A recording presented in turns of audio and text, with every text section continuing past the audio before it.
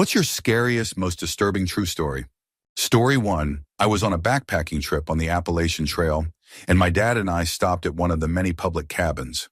We set our bags down and joined the campfire. It was just us and a middle-aged Asian couple. We began talking and the sun set, so we did not expect anyone else to come. Nevertheless, this huge guy with long silver hair set his small pack down under the awning and joined us at the fire. He was no less than 6 feet 8 inches tall, extremely muscular, and had his hair tied back into a ponytail. Imagine a more muscular Geralt from The Witcher. We started talking, and he seemed very friendly. Then my dad asked the man, "So where are you from?" No response. My dad repeated the question, thinking the guy did not hear him. No response. The Asian guy asked the question, and suddenly the big guy exploded yelling, "I do not know! I do not know!" He then took out a huge Bowie knife and a whetstone and started sharpening it. All of us decided to pack our stuff and leave for the next cabin, which was about 7 miles away. It was a walk, but we eventually made it there, and there was a dirty hippie guy already there. He smelled horrible but was harmless. We stopped at the campfire to hang out for a bit. Then I saw a reflection out of the corner of my eye. I turned around and saw the big silver-haired guy standing in the tree line, watching us. At that moment, I nearly lost it, because there was no way all of us could take this guy on. He was built like a professional wrestler, and we were all under 6 feet tall. I let the other people know, and the Asian guy took out a revolver and told the man to back off. The big guy stood there for a moment and then silently walked off into the woods without making a sound. After that incident, we agreed to have someone keep watch. Since the Asian guy had a gun, he volunteered while we slept. In the morning, I was so glad the big guy did not come back because the Asian man had fallen asleep. That moment still gives me chills. Story 2. When I was a kid, my friend and I were walking into a nearby park just after lunch. As we entered, an older guy who was probably in his mid to late teens approached us. He asked if we wanted to see the guns he had in his trunk, and we of course said no and tried walking away, but he grabbed my friend and tried dragging him toward his car. We screamed for help, and he let go and ran off toward his car. A little while later, a couple of police officers stopped us and asked if we had seen a teenager matching his description, so we told them what happened. Luckily, I had a great memory as a kid and remembered his license plate, so after telling the police everything, they escorted us back to my place. A week later, we found out this guy had abducted and assaulted 6 kids and ended up being tried as an adult instead of a teenager and is probably still in prison. I still remember the incident clearly. Story 3. I was 12 years old, and we were 3 kids sharing 2 bedrooms. So my dad decided to put up a half wall to make a third. If I stood on my bed, I could see into my brother's room. We were young and used to throw a ball over before falling asleep. One night I was just drifting off when my mom tapped me on the shoulder and said, "Psst, what are you doing?" I thought that was a very weird question. Obviously, I was sleeping. So I turned around to answer her, only it was not my mom. It was not a person. It looked like a 3-dimensional shadow of a man, just black. I screamed while my eyes were closed, and the figure disappeared. My mom and dad came running into my room. I told them everything. They thought it was just my imagination, but told me if I was scared to go sleep in the room with my brother. I tried to sleep, but I was shaken. My brother woke up once to go use the bathroom upstairs, and I pretended I was asleep. I did not want him to know I was still afraid. I heard him go into my room right next door, climb on the bed, and then just stop. I thought he was trying to purposefully scare me, so I looked up to show him I was awake and saw the figure again, arms crossed with its head resting on its hands. Even though it had no facial features whatsoever, I knew it was looking at me. I tried to convince myself it was just dark. It was my brother playing a prank and I was seeing things. Then I heard the toilet flush upstairs. It was just that one night.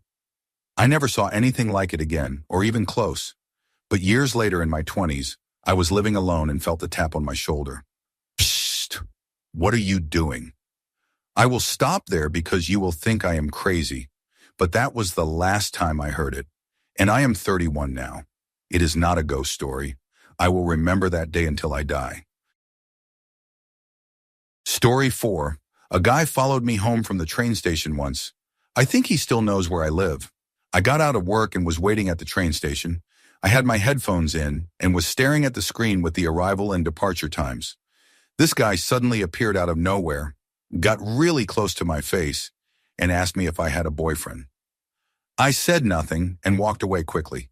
He looked and smelled homeless and had these big wild eyes that were darting around the room as he spoke. He also had an obvious arousal and had gotten so close that he spit on my cheek.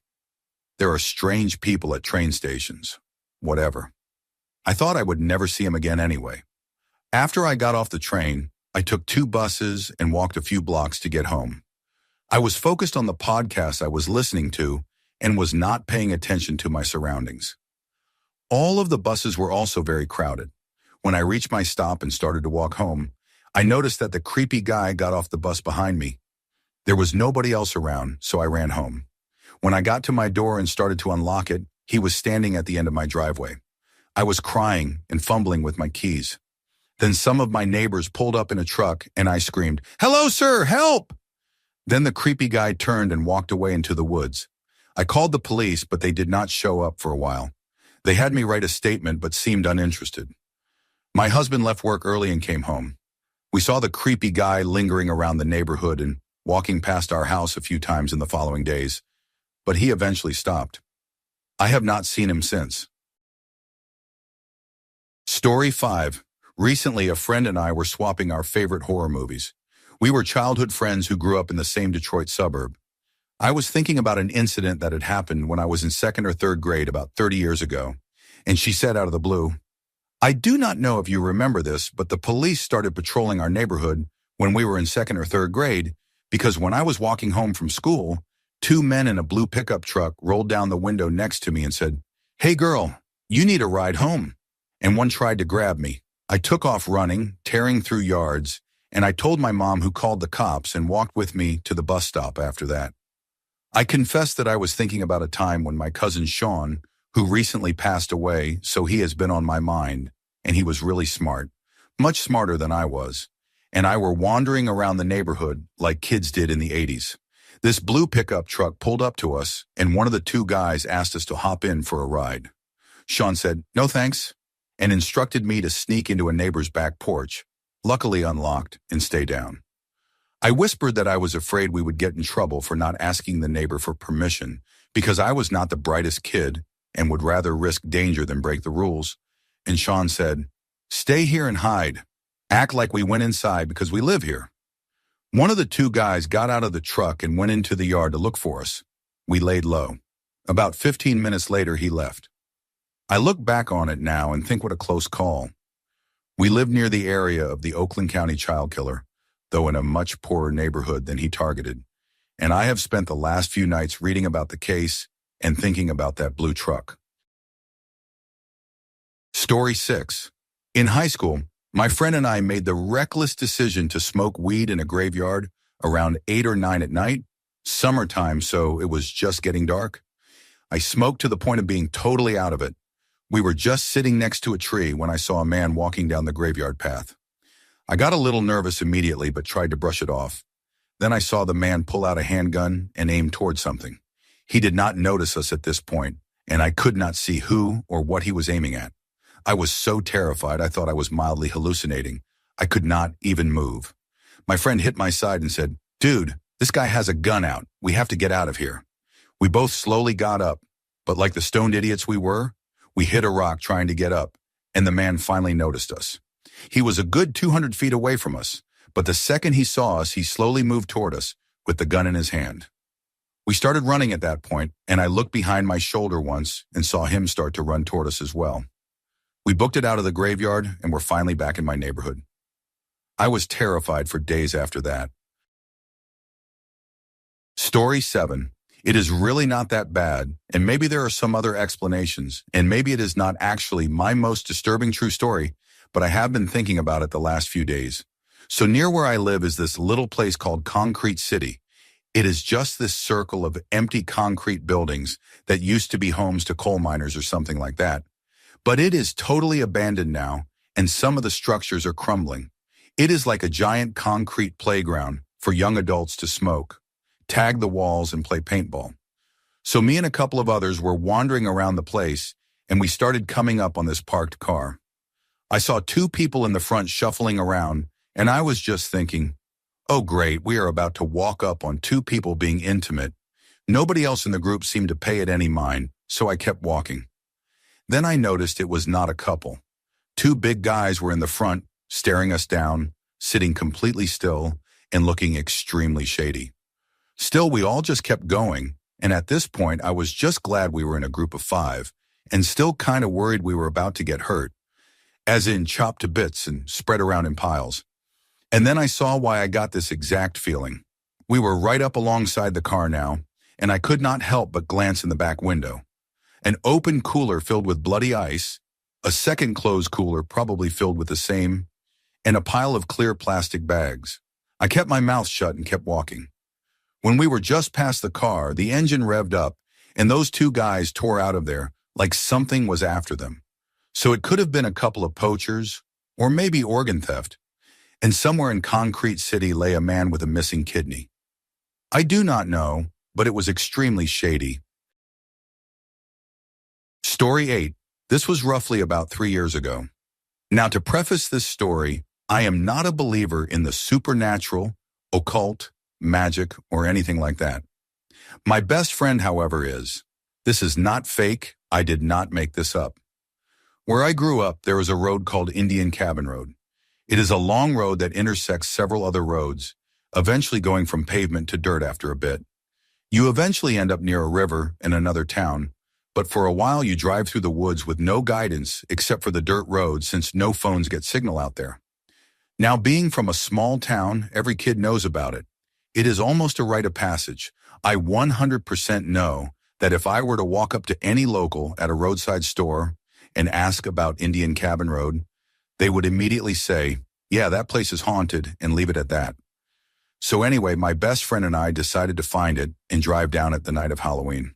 After searching our maps and finding the street it forked off of, we drove down in her old car thinking all the while, why did we choose the worst car in the world to go off-road?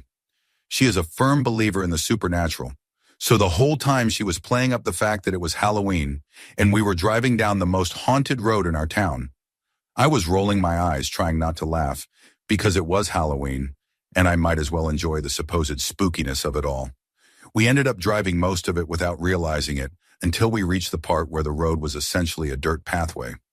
Not even 10 minutes later, my friend inexplicably stopped her car and said that she did not want to drive down anymore because her car could not handle it. Before I could even reply, I heard her say in the most bone-chilling, terrified voice I had ever heard in my life, "What is that?" In the tree line, there was what only I can describe as this spinal skeleton thing, staring at us with glowing red eyes. It was on all fours, but its body was stretched out so that its back legs were bigger than its front. It was pitch black outside at this point, but both her high beams and headlights were on, so I am 100% certain it was not a human in a suit or an animal or anything in between. It stared, this inky black creature, and started to move toward us.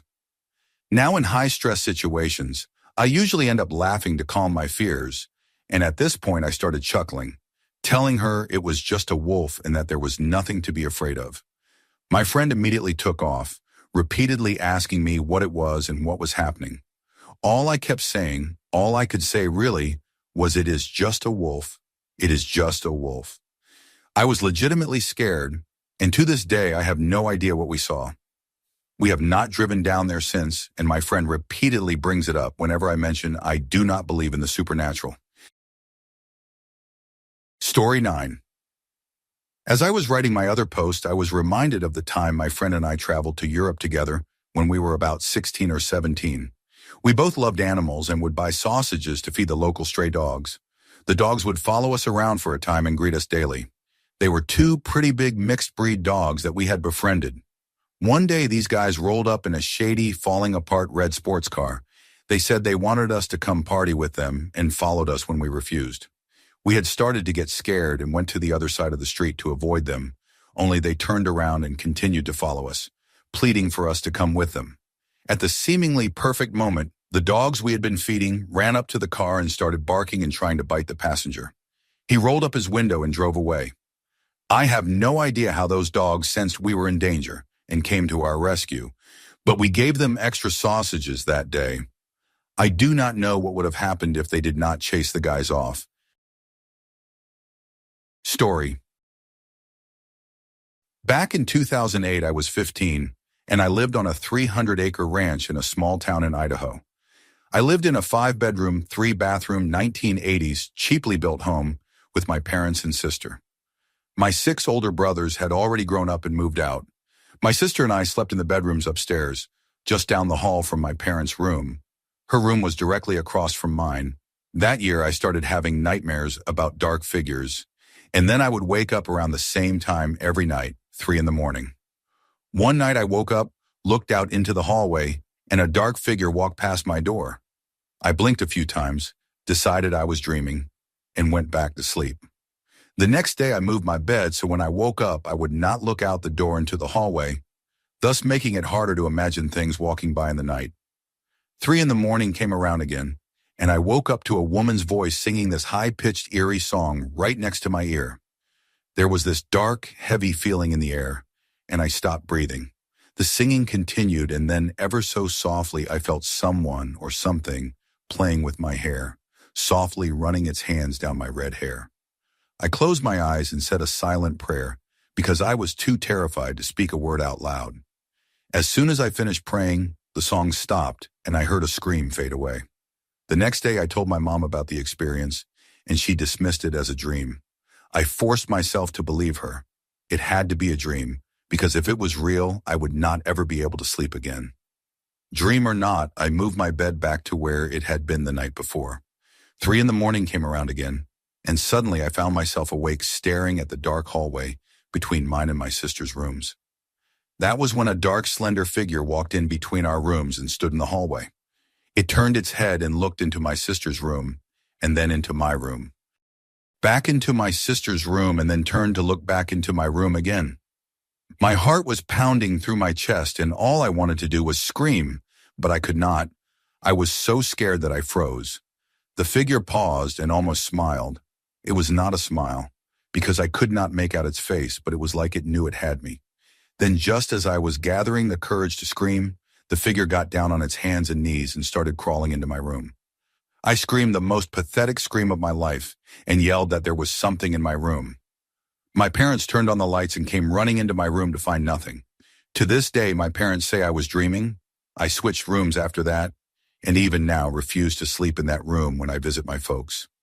I do not know what I saw or what happened. All I know is that it did happen. Story 11. My neighbor's an old lady. She comes outside every once in a while to chat with passersby and garden.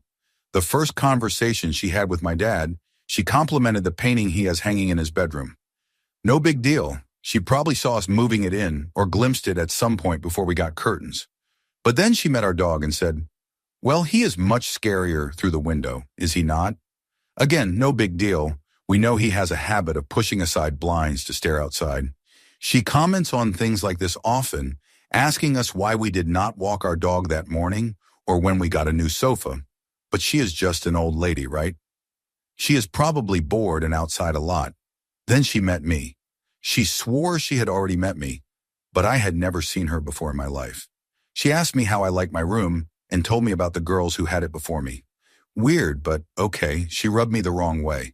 But I did not really mind. She was fairly easy to avoid. Or so I thought.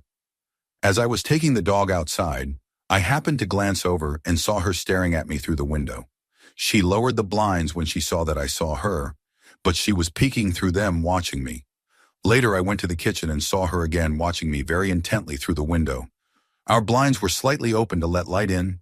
Then upstairs in my parents' room, there was a window in their bathroom. I saw her again as I was replacing the towels. Watching. The more I looked for her, the more I saw she was watching basically all the time. Not only from her window, she sits in her car and watches us from the street. She sits on her porch and watches. She slowly walks down the street and watches us literally all hours of the day. And she does it to her other neighbors, and she did it to the people who had our house before us. Everyone knew to keep their blinds and curtains shut at all times. Otherwise, you could guarantee she would watch you. It freaked me out. Story 12. My friend had invited me to go on a trip to Universal, Florida with her family. On the way back home, we picked up their new puppy, so we made frequent stops to let it use the restroom. It was around 8 in the evening when we stopped at a gas station in a smaller town. My friend and I decided to go in and use the restroom. When we got to the door, there were two bigger men at the counter talking to the cashier. I reached to open the door, but the man closest to it reached over and held it shut for about 30 seconds while they continued to talk to the cashier, which should have been my first clue to hold it and get back to the car.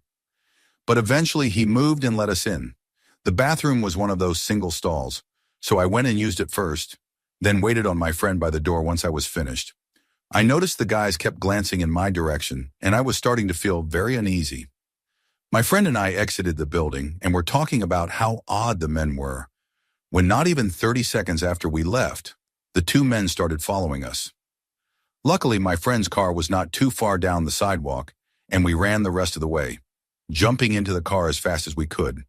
The two men slowed down and kept walking as soon as they saw my friend's mother in the car, and luckily that was the end of it. But I have never been so creeped out in my life. I am positive that if we had been alone, we would have been abducted that night. Story.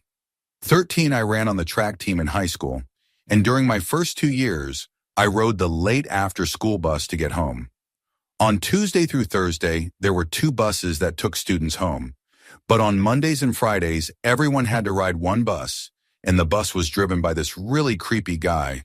He would look at girls through the rearview mirror and stare at them for long periods of time while giving this really unsettling smile, which made all of the girls uncomfortable. One day, this guy was the bus driver who took our team to a track meet at another school. The buses would normally stay parked in the parking lot for the duration of the meet. Well, I had a while until my next race, so I decided to go and watch my teammates run, and I went to watch by the gate which was near the track's entrance. It started to drizzle, so I went to stand under this pavilion to stay dry, and after a few minutes I saw the bus driver there, and he came over to me and asked me if I wanted to get on the bus to keep out of the rain. At this point, I was really nervous, but I said yes anyway, because I was afraid of what would happen if I said no. So the two of us started heading to the bus, and I was freaking out when a few of my male teammates saw that I was about to get on the bus, and they decided that they wanted to get out of the rain too. They came over to the bus as I was about to get on and asked if they could get on, but the bus driver shook his head and said, "Not you guys, just her." Now I was really scared and I stuttered out that I was sorry, but I did not want to go on the bus anymore, and I ran to the bleachers where I stayed for the rest of the meet.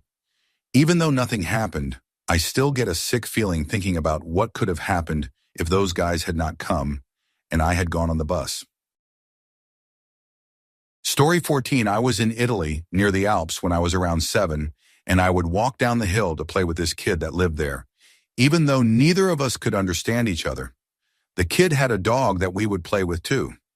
One day when I walked down there, the whole yard was covered in bugs. They might have been locusts or something similar, but they were everywhere. I was about to turn and run, but I saw a mass in the middle of the yard. I then realized it was the dog, just lying there covered in bugs. I thought it might be dead, but I ran to it and pulled on his collar. He just looked up at me, then put his head back down. I kept pulling and I was yelling for the neighbor kid. No one responded. I then convinced the dog to get up, and at this point, bugs were also covering me, and I was terrified. I pulled the dog into this shed, and I hid in there with him and cried. I think I was in there for like 10 minutes, and there was a knock. It was the neighbor looking at me through the window. He opened the door and started yelling at me, but I could not understand him. I looked behind him, and the yard that was previously covered in a plague of bugs was now empty. I tried explaining what happened, but it was all lost in translation. I did not go back over there again. Story 15. One of my best friends lived through hell without telling anyone. She was assaulted, beaten, and choked by her boyfriend, who everyone thought was a charming person. She did not break up with him because she was afraid of being murdered. One day she staged a scenario where she was traveling without him and broke it off. So during the first days of his rage, she was far away and with her family. When I found out, I got very angry. There was no way some guy would do that to my friend and walk away without consequences. So everywhere she was, I was with her. He started to stalk her, and go to her grandmother's house to cry and tell her my friend was a terrible person for leaving him. He would always go after he left his job, so I went there. When he got there, I was there too, with a police officer. He never went there again. The police officer was my dad's friend, and he needed to return something to my dad. He lived in another city, could not reach my dad, and was off duty. He called me and asked if I could pick it up with him, so I lied and told him I would be at that address at that time. He went there, and we were just chatting about his kids when the ex showed up. Every time a girl would like his photos on social media, I would add them and tell them the truth about him, afraid they would block him without saying a word. He probably figured this out because he made his friend come talk to me to pretend to be interested and probably try to control me. I had no boyfriend at the time, but I was not stupid. The friend thing did not work, so he started stalking me. Every bar, party, or meeting I went to, he was there. I was his new obsession. He even went to my work and waved to me when I left at night. I waved back and smiled. At this point, I was afraid for my life, but also relieved that he was not chasing my friend too much anymore. I started to get strange calls every day, so I called the police officer, my dad's friend. I told him the whole story. He told me that without my friend reporting it, he could not do much, but that I should text him my location every time I went to someplace that was not my house, work, or school. I started doing that. Later, I found out he was in the same motorcycle club that my uncle was in, and that he was gathering all the information he could about me through my uncle, posing as my friend. My uncle was naive in the beginning, but I am his favorite niece, and he started to distrust this guy. How could he be my friend and not know everything he was asking? So my uncle called me and told me everything. I told him everything. Told him to make sure no girls would be alone with him or allow him to flirt with them. He agreed and told me he would keep an eye on him. Until one day my friend told me he was gone. He was not stalking her anymore, and she felt she was free after 4 years. I knew that only meant I was his new target. So he started to take walks on my street. A neighbor called the police once and told them that a strange man was around. The police came when he had already left. This went on for a long time until he found me in the perfect situation to confront me. He found out my parents were traveling and I would be alone at home. Remember my dad's friend, the police officer? He knew that too. He has 2 girls and always treated me as one of his own. So I texted him every time I heard or saw something weird. So the ex saw me leaving my home to go get some gas when midway to the gas station my car stopped working. He did something to my car. I figured I had better chances running than staying there alone in the street. So I ran. I got to the gas station where police officers often stay after duty because that gas station has some deal that they only get gas and wash their cars there. It is always full of police. I was so terrified that after seeing from far away a guy in a police uniform, I just ran and hugged him. The ex was just behind me and pretended to walk away when he saw the police there. I started to cry, and other police officers came by to see what was happening. I told them I was being followed by that guy, and I was almost sure he had done something to my car. 2 of them went after him. He pretended like he was innocent and doing nothing wrong, but he was found with a lot of illegal substances, so he was arrested for that. The ex did not know the extent of my relationship with those police officers and probably thought I was familiar with all of them. I know for a fact that my dad's friend beat him during his one day in jail, and after that he never stalked me or my friend again. For no reason, he went to my uncle and said sorry. Just that, said sorry and left. I met him once more after that. He was coming down a street downtown, but once he saw me, he turned and went the other way. I never saw him again. It still creeps me out a lot when I hear someone that has his name or know him. I never got my revenge for what he did to my friend, but that beating in jail at least gave me some peace. Story 16. I had dated this guy for almost 2 years. In these 2 years, I was horribly abused, controlled, gaslighted, insulted, robbed of about $3,000, isolated, assaulted, and had my safety threatened. He left me on our 2-year anniversary, which was the best thing that ever happened to me. All was well, and I got over it quickly. I was free again. I admittedly was a bit of a partier after that and slept around. It was the first time I had been able to do anything fun since being dumped by that guy. All was well, and I settled down and got together with my now fiancé. That was when things got bad. My ex started harassing me, texting me, getting in contact with my friends, basically anything he could do to stalk me when we were 300 miles apart. His attempts at contacting me died down, and I had gone to visit my mom who lives out of state this past summer.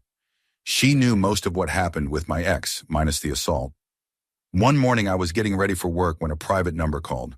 I knew exactly who it was. This blocked number proceeded to call 93 times in 20 minutes. Each time I declined the call. It rattled me a bit, but I decided to forget about it and go to work. As we were getting in the car, I got a text from a number in the area code of my school. Then another, and another. 3 different numbers all around the same time. All of them were different, but essentially asking the same thing, if I wanted to hook up. I figured they were the guys I had one-night stands with since I had deleted their numbers. But I was weirded out by the fact they all texted me at the same time. I decided to reply to one with no and was terrified by the response of good luck with your group assault. At this point, I started crying and had just pulled into the parking lot of my job. My mom asked me what was wrong, and I showed her the text. My phone by then was getting flooded with texts from the area code about a group assault, how people could get a fraternity to do it, how I was a stupid person for posting a fake ad, and more. She was furious. We sat in the car for a bit as I texted my boyfriend asking what to do. My mom then decided it would be best to give notice and get home as soon as I could to get in contact with the police. During this, my boyfriend contacted my ex and told him to stop whatever he was doing. He was suspicious of how these people got my number all at once and checked social media to see if my ex had posted my number somewhere. So he decided to look on a classified site in my school's area. Sure enough, there was a post about me. It was an ad made under my name, claiming I wanted to be assaulted by a group of guys, saying no protection and no questions asked. It listed my phone number, a dated picture of me with an update on how I look now, in my apartment complex. He sent me the screenshot of the ad, and I showed it to my mom. She called his family and then the local police down where he was to report what was happening while I talked to my boss. She understood the weight of the situation and let me leave that day. My boyfriend had police and detectives in his family, so he contacted them, and my ex is now under surveillance by local police. I left to return home 2 days later. While everything eventually settled down, I was forced to withdraw from that university and move in with my fiancé, which by no means is a bad thing, but I can never return to my old apartment or that town again in fear of being recognized. And because the texts are considered evidence, I cannot delete them off my phone. I am used to them being there by now, but it is a constant reminder of what happened. Story 17, I was 13 years old in Brooklyn, New York, just a week or two after my 13th birthday. A friend and I went to the movies about once a week.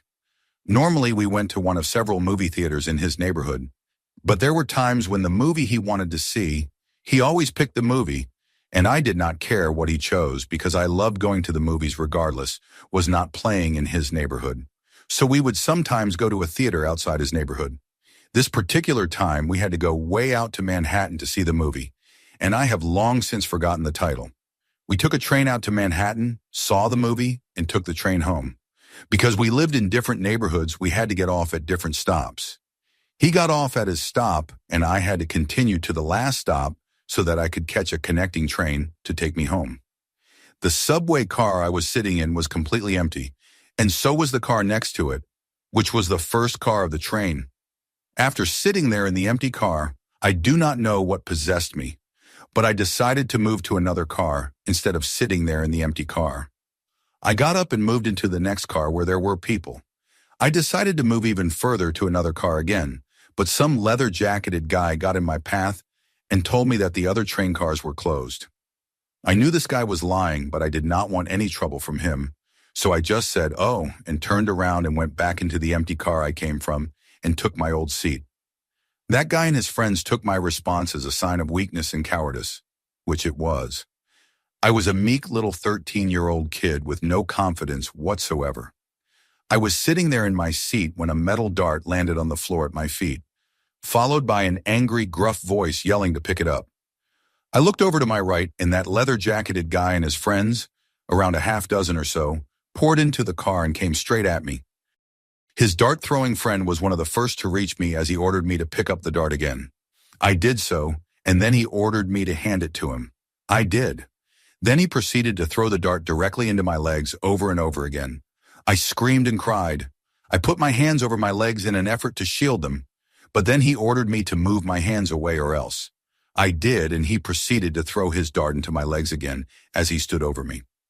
My memory is a bit hazy as to how the rest progressed, but I do recall that after the dart throwing, they proceeded to use me as a punching bag, fists flying into my face, chest, and stomach. Not one of them at a time, but several of them at the same time. I managed to break free of these guys and made a run for the car door so that I could escape into the next car, where there were people. But one of them was guarding the door. This guy was not taking part in my torture with his friends. He just stood at the door as lookout. I could sense that this guy had some compassion for me, that he felt some sort of guilt about what was going on, which was why he was not taking part that I could recall. But as I reached the door, he still prevented my escape. I yelled, I screamed, I cried. I begged him to let me go, but he would not. He threw me back to his friends. That guy keeping me trapped in that car with his friends in that very second was the worst feeling ever. Somewhere along the line, I found myself on my knees on the floor of the subway car.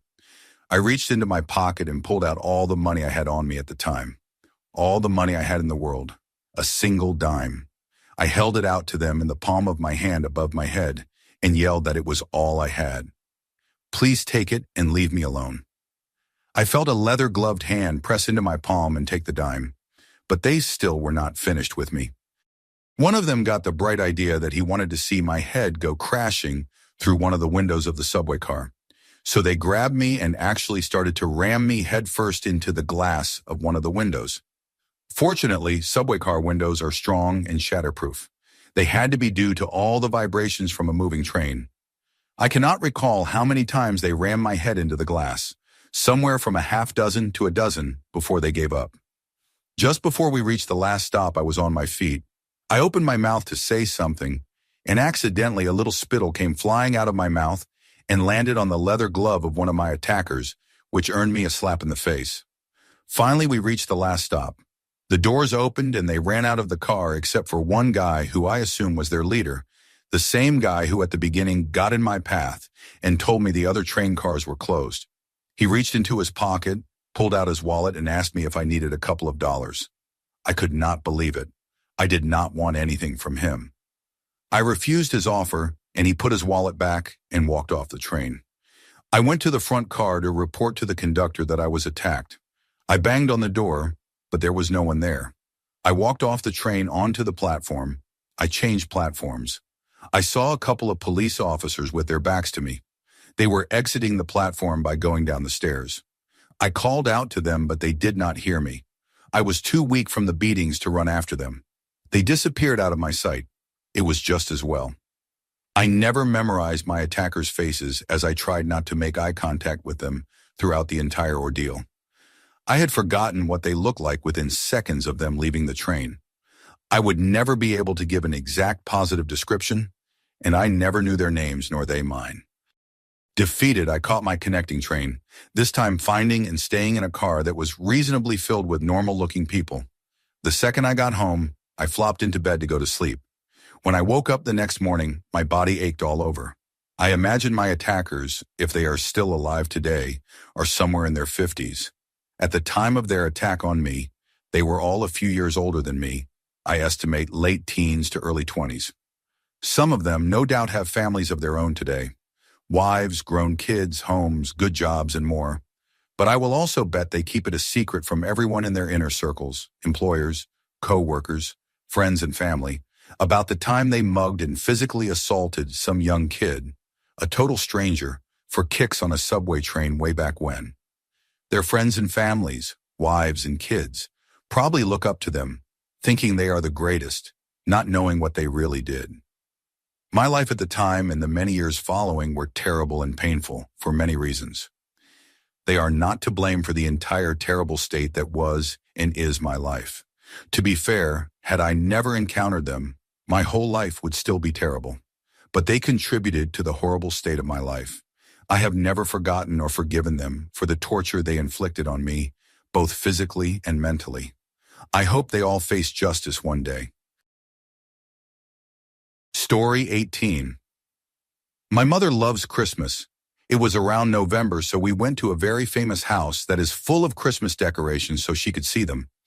The house has 2 floors, and on the first floor I was feeling bad, but it was not unbearable, so I ignored it.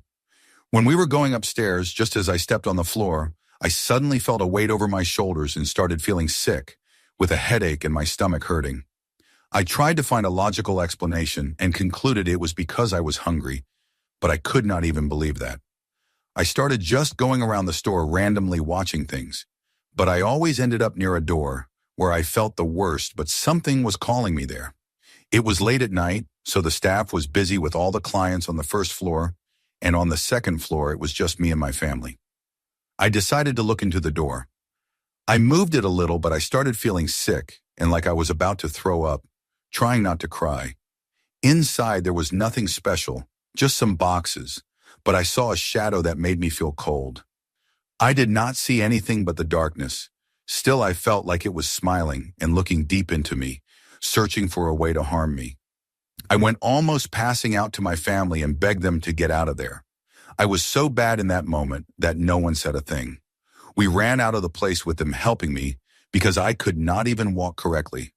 It was just after passing the fence that I could recover myself. It has been almost 3 years and I cannot explain it, but I remember everything. Most of the time, it still freaks me out. Story 19. Myself and 6 friends aged 18 to 28, a mixed European group, were on a 5-day river canoe trip up a tributary of the Orinoco around Merida in Venezuela in 1998. Our guides were an older, rough-looking German man in his 60s and a slightly younger but shifty-looking Orinoco Basin native. One of our group spoke fluent German, but for some unexplained reason did not share with the guide that she could speak it. She later told us she did not want the creepy guide making comments to her that no one else could understand. We were 3 days in, roughing it in hammocks on the side of the river, not having seen a village for at least 8 hours. The guides kept to themselves after dinner, which was fine, but this evening they were a bit further away, and we could tell they were having a heated discussion in a mix of German and local dialect. Suddenly, the German girl in the group turned pale and looked terrified, and it took us a few minutes to calm her down.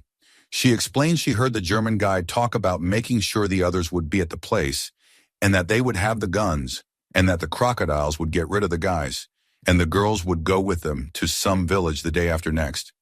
We freaked out, but decided that being alone with these 2 men, days from anywhere in the middle of the rainforest, we were trapped. We decided on a plan, which fortunately worked.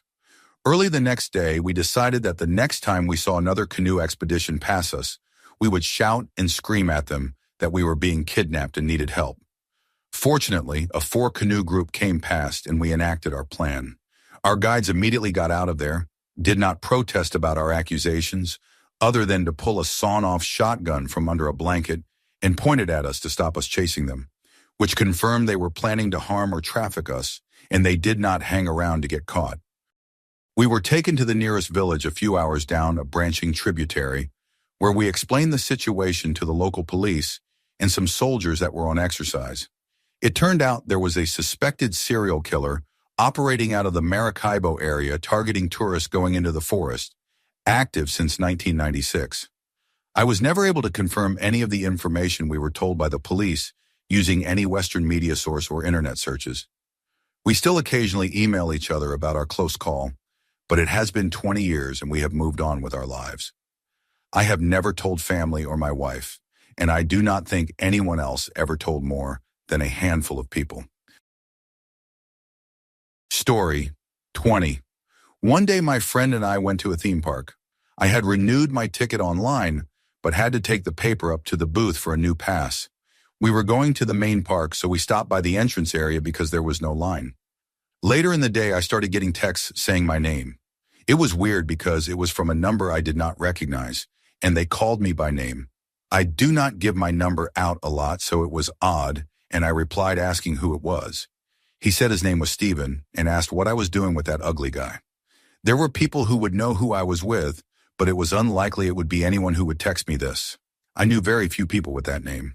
The text went back and forth for a bit, with him saying not to worry and that I knew him. He sent me a badge that had Steven on it and then said, "Have a good day at the park."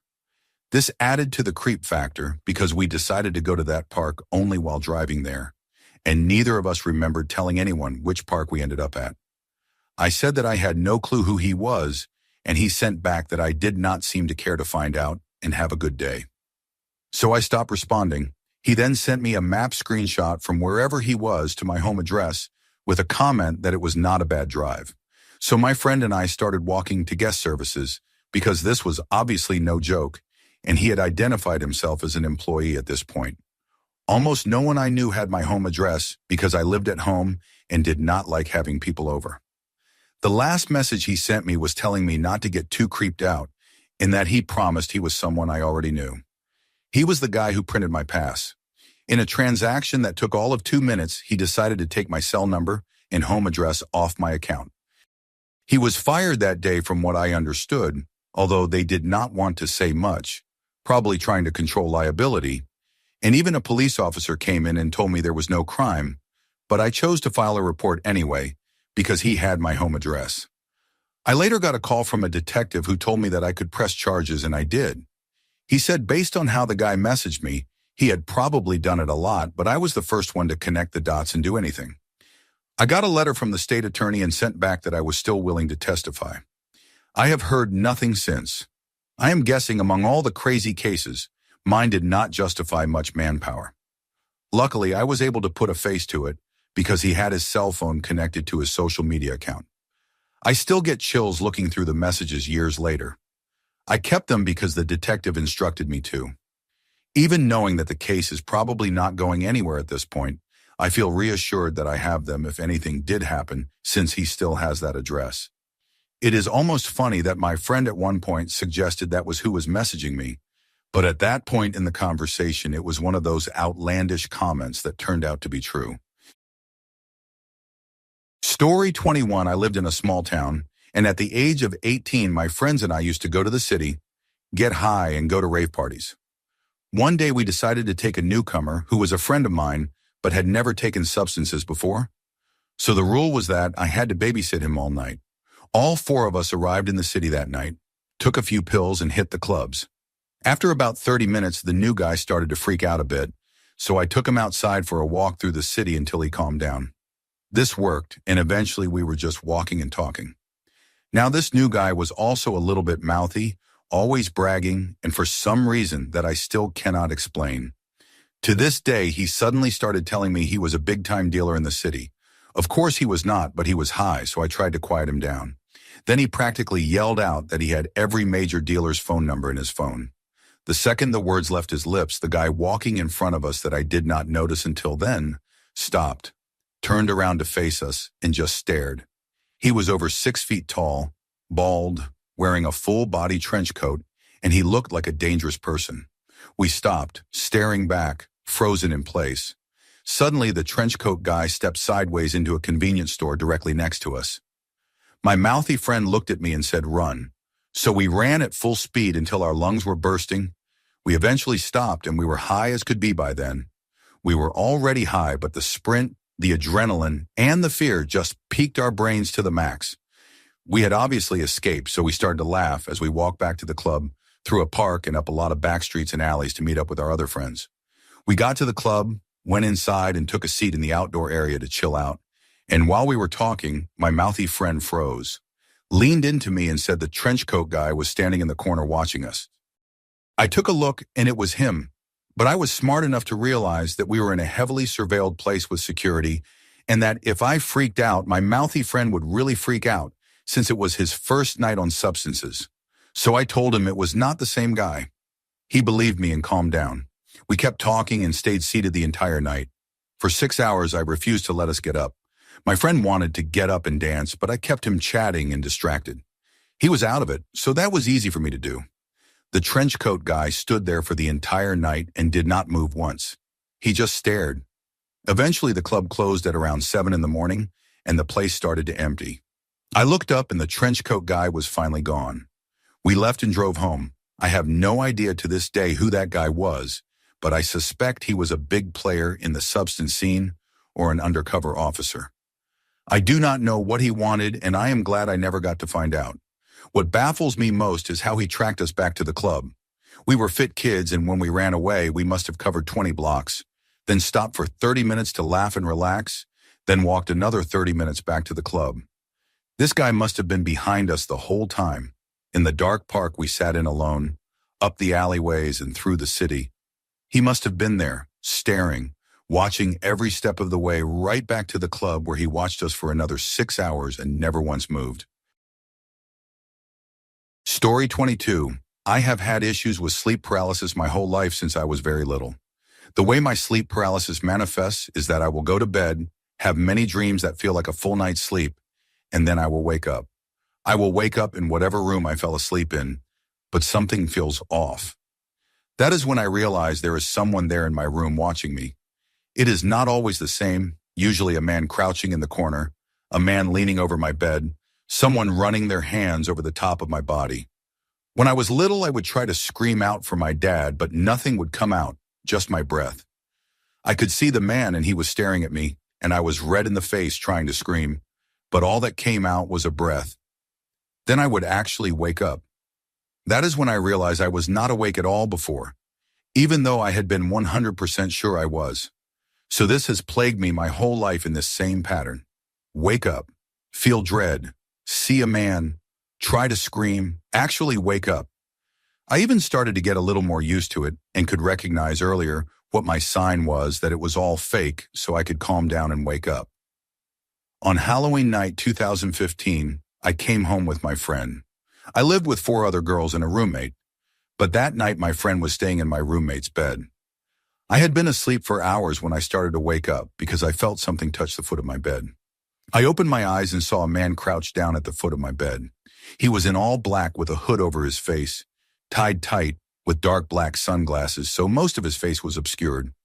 I recognized immediately that this must be my sleep paralysis acting up again, but I was scared, so the attempt to scream came out before I could process it all. Except this time, I heard this awful, blood-curdling scream. It sounded like a woman being attacked. She was screaming and screaming, and it would not stop. It took me a while to realize I was the one screaming. I had never heard myself sound like that before. I did not even recognize myself, just terrified. The man sprinted away, slammed the door, and I heard him run back through the house. My friend in the bed next to me was sitting there silent. The house was silent. I felt like a helpless child again. I turned to her and said, "Is this when you call emergency services?" She did not answer. My hands were shaking when I was calling, and I do not really remember much now. I know I started crying on the phone with the operator because I was afraid he was still in the house or had harmed my housemates because none of them came running. The operator told me to lock my door and not to leave the room until the police arrived. I do not know how long it took, but the sun came up while we waited. When I saw them out the window, I went running outside, screaming and crying to the police. The rest of the story is pretty uneventful. He stole my neighbor's bike, and the police never caught him, but they found the bike. I went to a therapist, and it did not help at all. She would say things like, "I bet you were really scared." Yes, I was. She gave me a week's worth of medication and told me to go home. I took 3 of the pills at once and just laid in bed awake and shaking all night. It did not work for me at all. I started sleeping in class and missing notes. I am better now, but I have given up on sleeping well. I have to get very numb if I want to fall asleep, so I usually do. I cannot sleep next to people because if they move, I wake up, and if they talk or touch me, I will scream. But I do not really think about it anymore. Story 23. This happened back in 2008, just after my family had moved to a rural town in Oregon.